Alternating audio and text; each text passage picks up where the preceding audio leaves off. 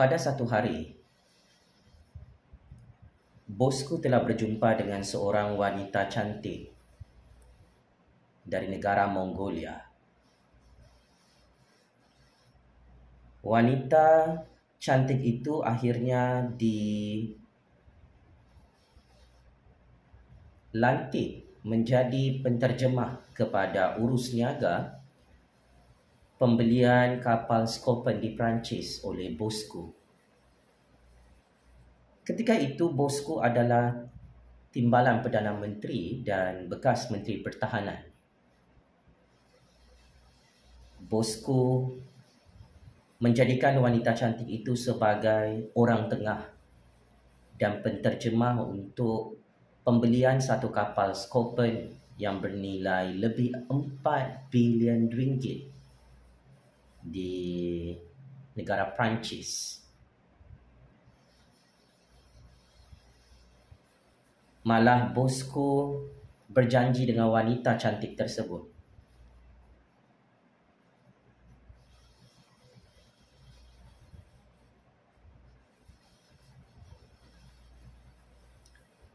jika pembelian harga kapal Scorpion itu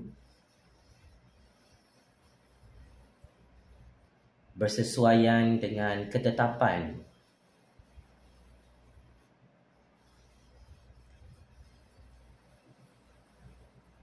yang dianggarkan harganya oleh bosku,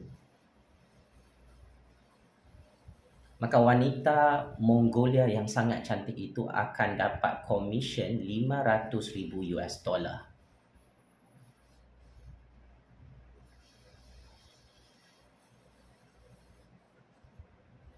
Bermula tahun 2002, cerita panas ini kantoi kerana pembelian kapal Scorpion itu ada unsur-unsur rasuah. Ada rakyat Malaysia yang membuat laporan SPRM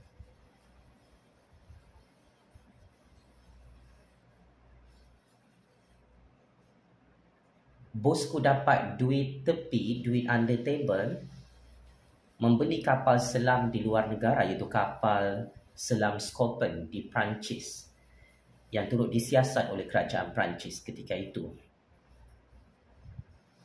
Maka rahsia pembelian kapal selam yang ada unsur-unsur rasuah turut diketahui oleh wanita cantik Mongolia tersebut.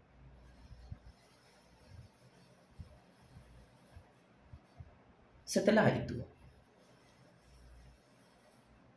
selepas bosku berjaya membeli kapal Scorpion itu dan mendapat keuntungan wang rasuah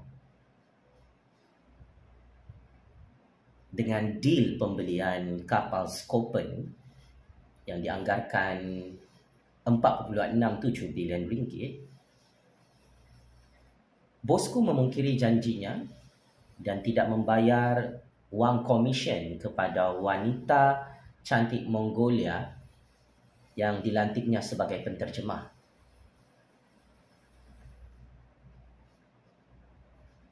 Akhirnya, kesilapan kecil ini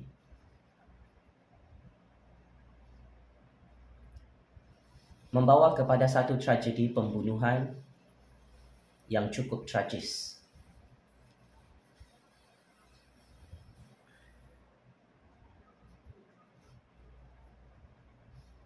Bosku dikejar oleh wanita Mongolia ini kerana bosku tidak bayar wang komisen $500,000 dalam pembelian kapal Scorpion di Perancis. Wanita itu yang sangat cantik terbang dari Mongolia ke Kuala Lumpur pada tahun 2006. Perempuan itu fizikalnya syarat mengandung.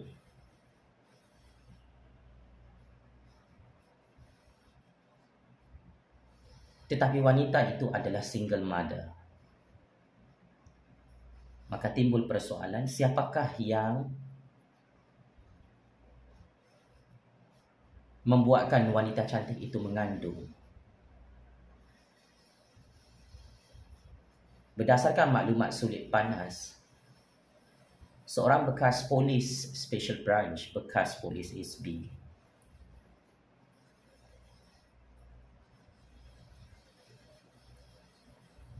dan seorang lagi pengawal peribadi mengesahkan bosku mempunyai hubungan percintaan dengan wanita cantik Mongolia. Bosku merogol dan meliwat wanita cantik itu sehingga mengandung, dan anak dalam kandungan wanita cantik Mongolia itu didakwa adalah anak bosku. Setelah wanita cantik yang sedang mengandung ini datang ke Kuala Lumpur secara mengejut,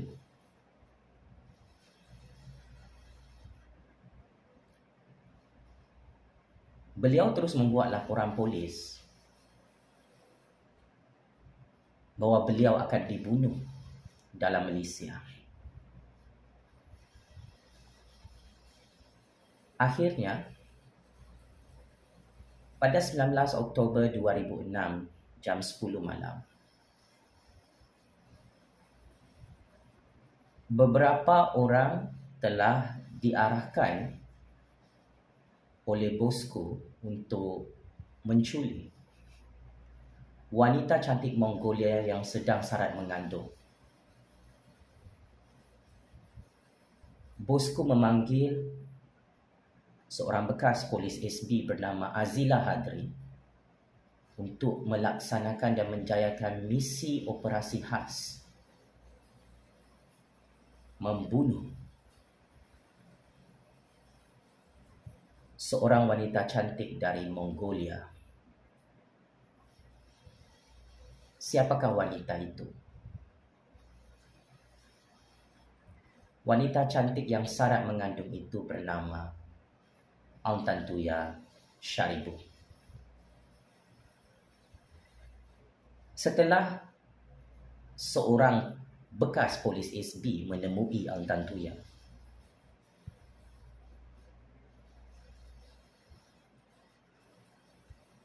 orang suruhan bosku itu berjaya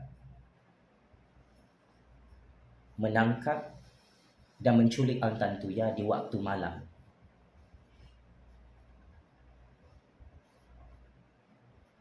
Dan Aung Tantuya telah dibawa di satu kawasan hutan yang cukup terpencil di kawasan Shah Alam, Selangor. Hutan itu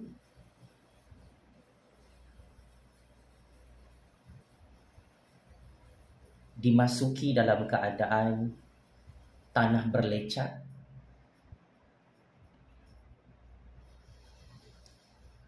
penuh dengan pokok-pokok besar dan tidak mudah untuk dimasuki.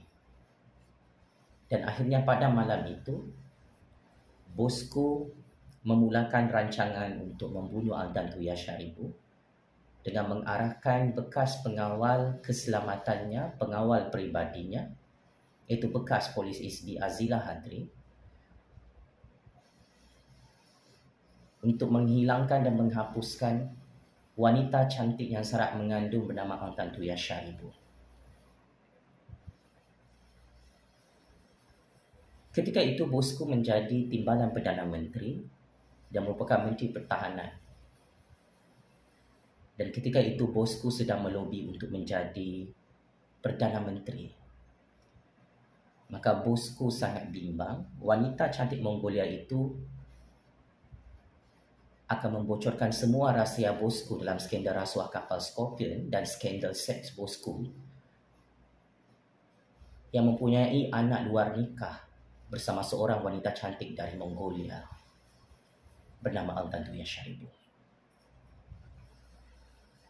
Maka tanpa berfikir panjang, bosku mengeluarkan arahan yang cukup jelas di hadapan bekas polis SB bernama Azila Hadri bahawa wanita itu perlu dibunuh, ditembak dan dibom.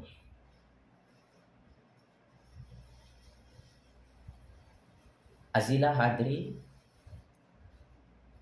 terpaksa ikut arahan bosku kerana ia adalah arahan VVIP, orang atasan. Maka akhirnya Azila Hadri yang ditemani oleh Sirul Azhar dan PI Bala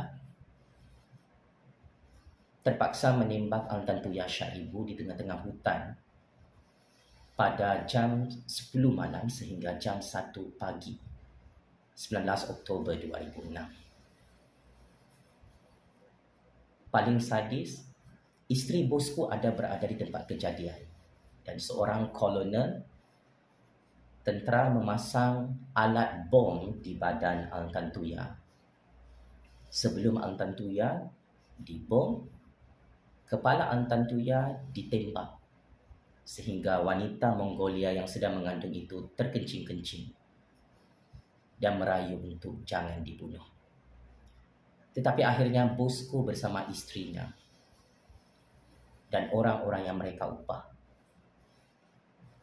bergotong royong membantai dan membunuh Al-Tantuya Syaribu yang tidak bersalah. Setelah itu, selepas kepala Al-Tantuya ditembak dalam keadaan syarat mengandung bom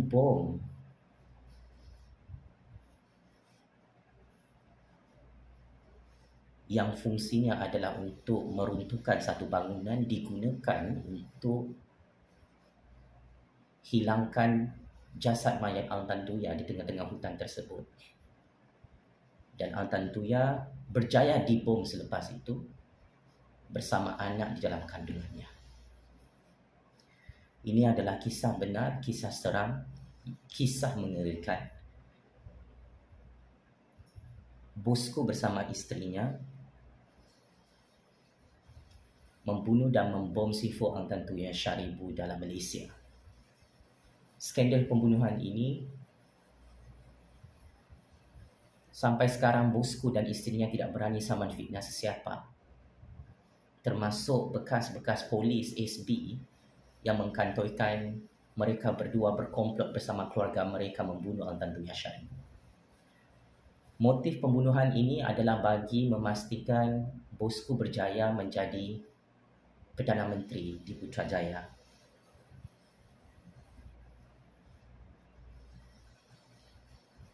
Dan kini Al-Tantuya Syaribu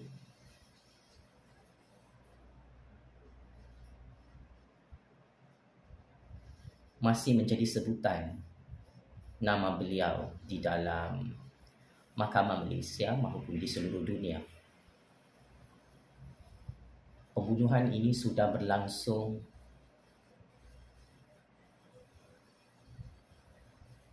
18 tahun yang lalu.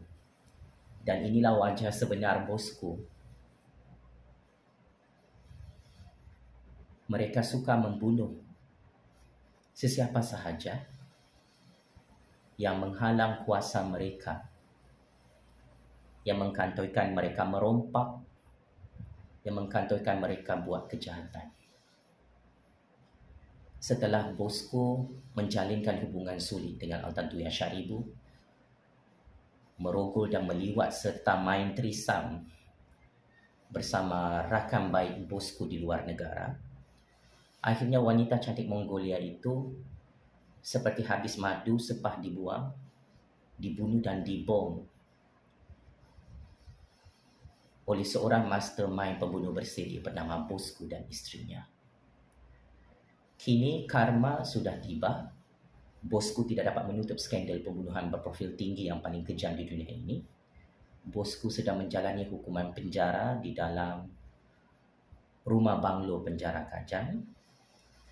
Bosku tidak dapat tidur malam kerana sentiasa dikejar oleh hantu Al-Tantuya Pakcik-makcik Oto Aro, dan ini adalah kisah benar.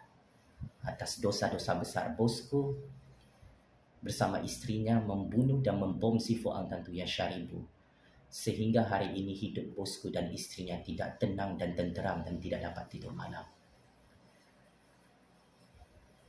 Saya mendapat maklumat sulit. Pada satu hari di waktu malam, ketika itu bosku berada di Singapura. Bosku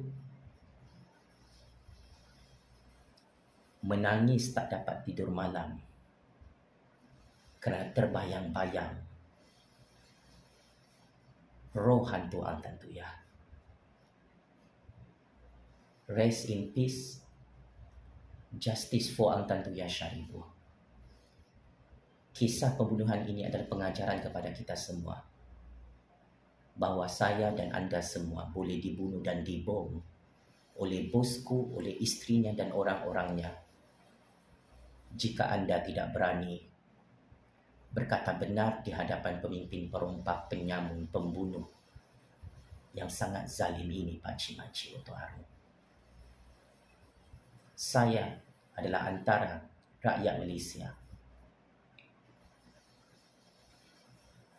yang pernah diculik jam 3 pagi, tetapi saya berjaya melepaskan diri. Dan disitulah bosku dan orang-orangnya kantoi mahu membunuh saya dalam Malaysia, tetapi mereka gagal. Atas keadilan untuk mendiang Ang Tan Tuyah Sharibu, kita akan terus menceritakan kebenaran ini yang terlalu pahit untuk ditonton dan didengar. Bahawa pemimpin yang zalim membunuh orang yang tidak bersalah tidak akan selamat dunia akhirat. Bosku hilang jawatan Perdana Menteri, tumbang PRU 14, tumbang dalam mahkamah,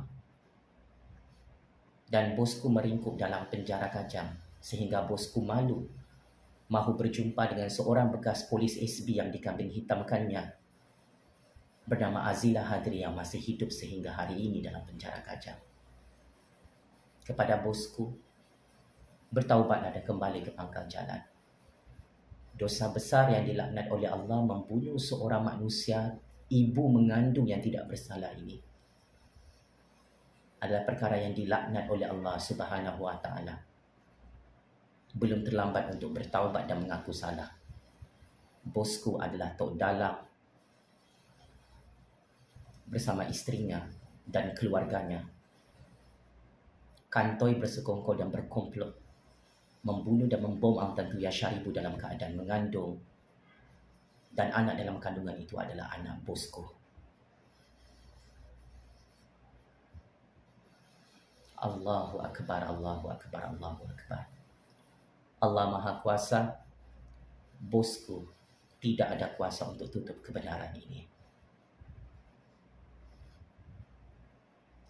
Penjara neraka Jahannam, Allah kirim salam rindu bosku. Sekian, terima kasih.